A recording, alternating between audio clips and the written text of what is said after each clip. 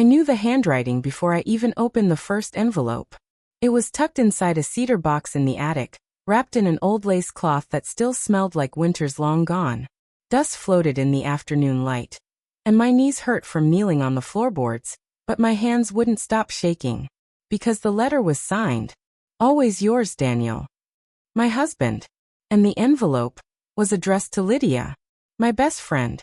Before that day, my life had been quiet and ordinary in the way that feels like safety. Daniel woke every morning before the sun, made coffee too strong, and kissed my forehead before heading to work. We had been married 32 years. Our daughter Emily had moved to another city. Our house was full of small, familiar sounds.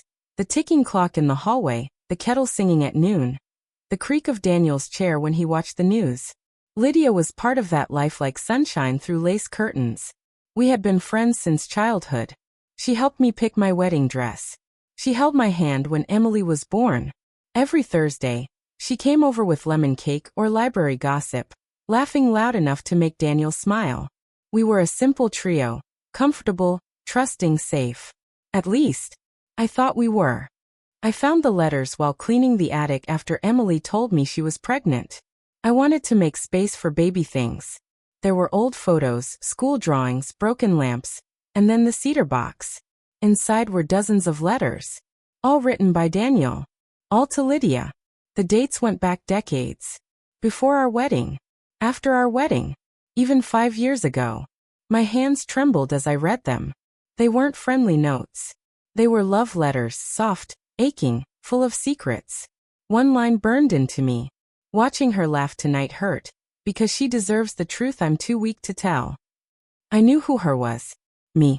In that moment, 32 years of memories rearranged themselves in my chest like broken glass. I remembered Lydia's hugs, Daniel's late nights, their quiet glances I never questioned. I didn't scream. I didn't cry. I just sat there, realizing my life had a story I was never told. That evening, I cooked dinner like always. Rice, lentils, fried fish. The smell filled the kitchen, warm and familiar.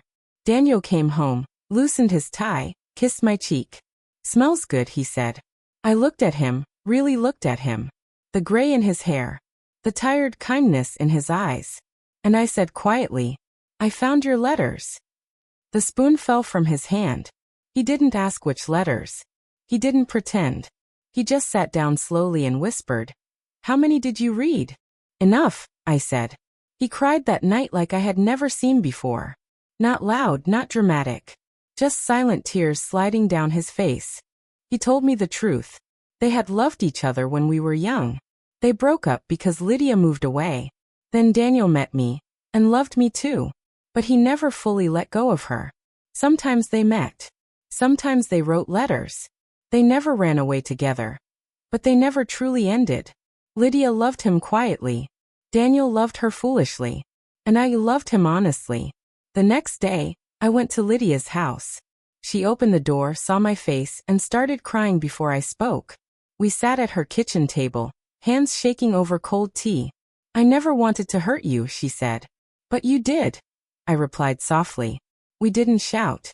We didn't accuse. We just spoke truth after truth until silence filled the room like smoke. They both apologized. They both cried.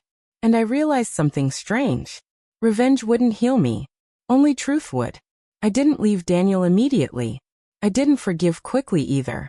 We started therapy. Weeks of painful conversations. Months of learning how to speak honestly after years of quiet lies. Daniel cut contact with Lydia completely. Lydia moved to another city to start fresh.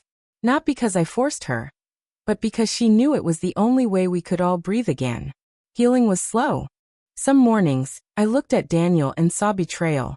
Other mornings, I saw the boy who once held my hand when my mother died. Love is complicated like that. But one day in therapy, our counselor said something I'll never forget. "Forgiveness isn't pretending it didn't happen," she said. "It's choosing peace over bitterness." And I realized, I didn't want to spend my old age angry. So I forgave. Not for them. For me. Today, our granddaughter plays in the same living room where Lydia once laughed.